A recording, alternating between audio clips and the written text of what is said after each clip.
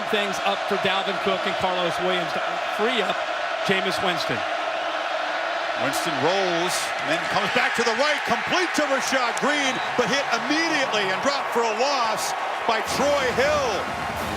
That's a matchup we'll watch this afternoon. And Troy Hill is as excited as anybody on the field. He is replacing Ifo Ekpreolomu. How about the quickness there to make the read, then go by Kevin Hatley. Actually, it's Nick O'Leary out there trying to pick up a block. He uses his quickness in space to get around him, reads the play, diagnoses it, and makes the tackle in space.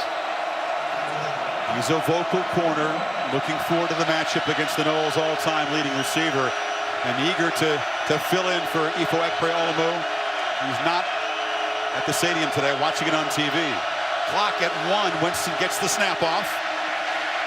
Fires over the middle into traffic. Incomplete. He was looking for a receiver there, and Hill broke it up. Boy, tight windows, rushing 4 and dropping again 7 back into coverage. They're playing zone to keep their eyes on Jameis Winston. Keep those Florida State receivers in front of him. That's a heck of a throw deep in his own territory by Winston. He puts that ball where his receiver, actually Lane, should have made a play on the football, secured that for a first down. Jameis Winston does his job on that 3rd and long. It's the freshman Erman Lane. Hill getting a hand in there to knock the arm away, and now Kason Beatty in his end zone to punt.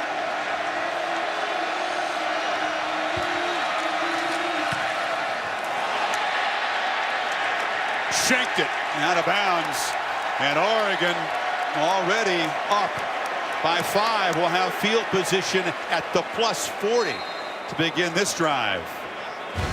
You're watching the Rose Bowl game presented by Northwestern Mutual. Oregon up 8-3.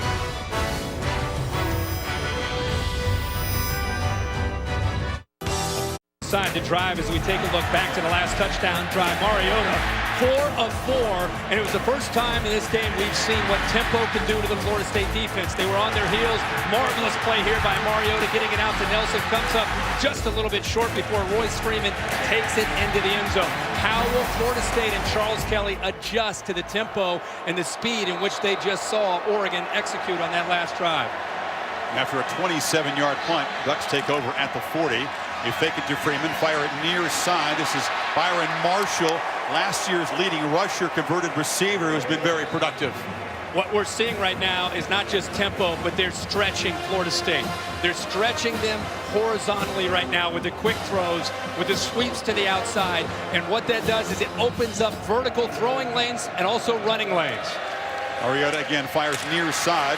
Another catch made by Evan Bayless.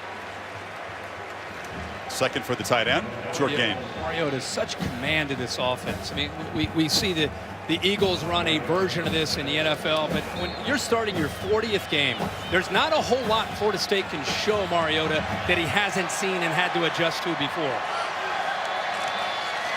Another play action fake. Mariota firing over the middle. Had a man.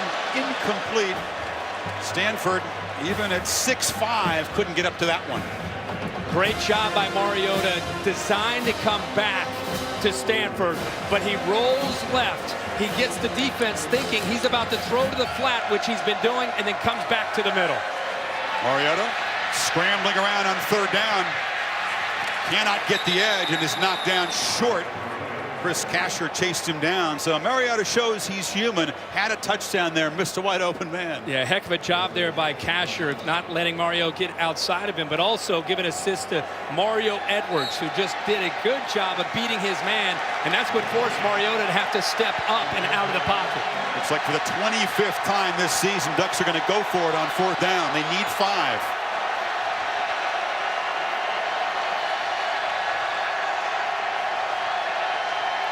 Marshall comes in motion. Mariota trying to make a late change with 4 on the play clock.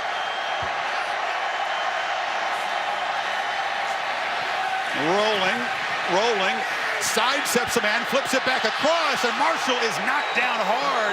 Coming in there was Darby, and the Noles hold and take over. That's why you can never give up on a play with Mariota. He improvises. He keeps plays alive. He's rolling to his right, and you think that he's going to throw to one of those 4 receivers, right? Somebody's going to have to be open. Byron Marshall was one of those receivers. He sensed that his quarterback was in trouble. He immediately went to the other side. See him taking off and going up here, trying to find a little bit of an opening, but give Ronald Darby all the credit there for recognizing the receiver going to the other side and stuck with him and knocked the ball away. Mark Helfrich electing Kirk to pass on a 40-yard field goal attempt. The kickers are pretty reliable from short range, but they really trust Mariota more than the kicking game. That's why they went for it. And it also fits the personality of being aggressive with your play calling and your approach. This program and these players feed off of that kind of attitude from Mark Helfrich. So Winston back on first down. A high throw incomplete. Rashad Green was open, but both quarterbacks a little bit keyed up at the moment. This is just the 3rd collision between quarterbacks who've already won Heisman trophies. Matt Leinart, the most recent winner, a rout of Oklahoma for USC in the 04 National Championship game. And then Tim Tebow and his Florida Gator teammates rallied to his cause, the defense shutting down Sam Bradford in that championship game. It's amazing what Heisman Trophy winners can do to the opponent's defense. This is Cook taking off and muscling out to the 40, a first down for the freshman. What great job on the right side here. Watch these blocks. Good job by the right tackle. Bobby Hart seals that inside. You get some good blocking downfield, but Dalvin Cook is a vital part of this offense and what they want to do. And that big offensive line, they're being challenged by Buckner, Armstead, and Balducci. This is Cook again. This was a running game, Kirk, that after September was ranked outside the top 100 in rushing yards. Winston had to throw a lot of passes in the month of October. They finally, as you mentioned, shifting around those linemen have gotten a lot better in the last month. Yeah, I mean, he had 177 against Georgia Tech in the ACC championship game. Had a great game against Florida as well. Running with a ton of confidence. Cook has a first down at midfield for Florida State. I just continue to go back to what Jimbo Fisher told us just a couple days ago in practice about, hey, we got to be patient. Not just with the scoreboard, but with the style of defense that we're going to face. We've got to not only run the football, if Jameis Winston can scramble for some yards, we'll take it scramble. If he needs to check it down to Cook or Williams and hit the underneath routes, we need to do that. We can't get greedy trying to get the ball downfield, especially in the early going of this game. Now the senior Williams spelling the freshman Cook.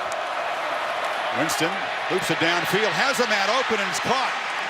Knocked out of bounds, Travis Rudolph at the Oregon 30. And the true freshman from West Palm Beach who's come on huge the second half of the season. He sure has, and this is an easy read in the flat here. You see him right out here. You're going to read this defender. If he sits up, you're going to go over the top. If he drops back, then you're just going to make the easier throw underneath. This time, put an outside linebacker out in space, Christian French. It's tough for him to deal with those receivers out on the perimeter.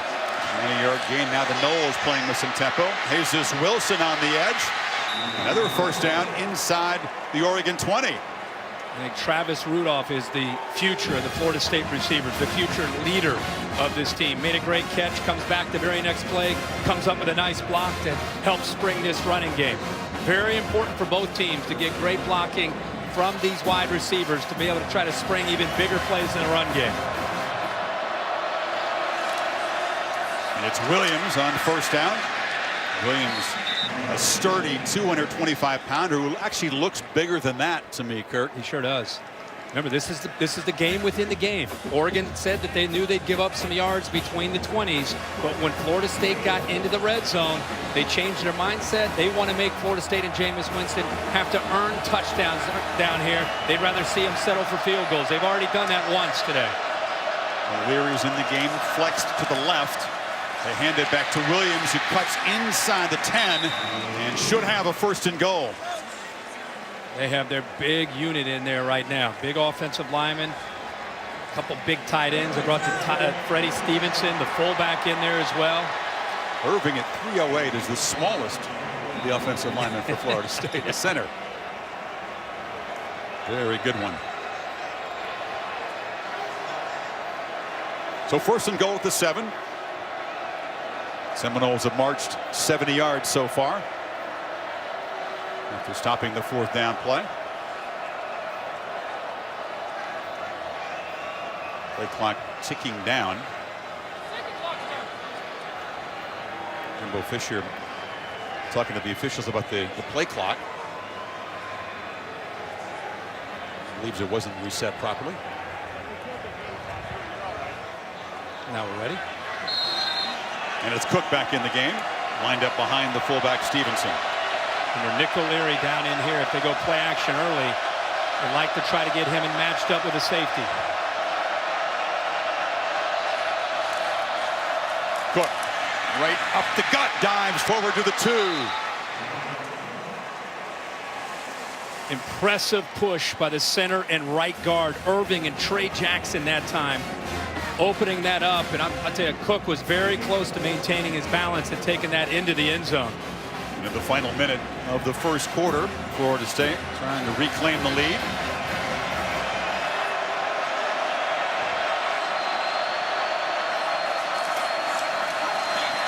Cook cuts it back, knocked down short at the 1-yard line. Ducks dive for the football, but it's Florida State ball. Reggie Daniels came in there late.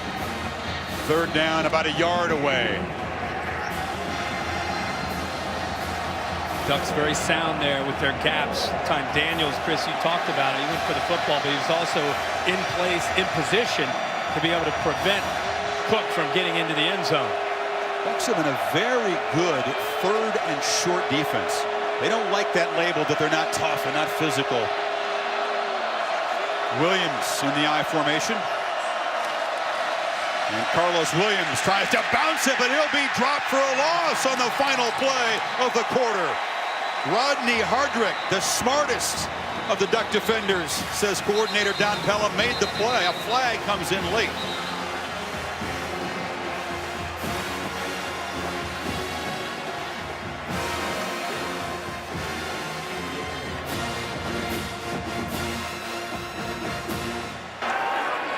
Offside, defense number 33.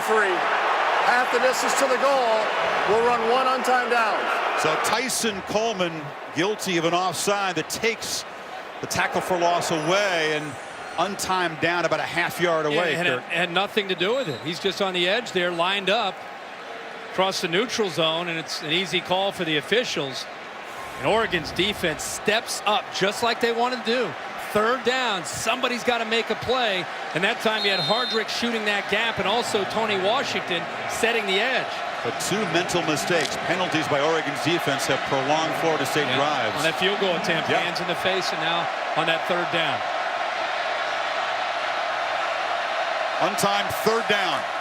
Williams, no!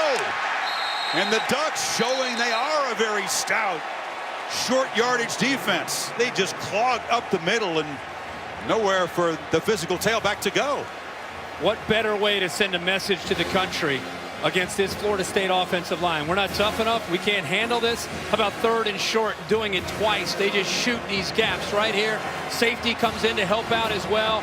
You know, when you see Mario Edwards, the outside linebacker, in, they're going to run right. They tried to run right, and the Ducks win the battle at the line of scrimmage. Carlos Williams is short. Reggie Daniels helped on the stop. They got a time to think about it now. Do you go for it on 4th and 1? Get into the first quarter. Back after these messages.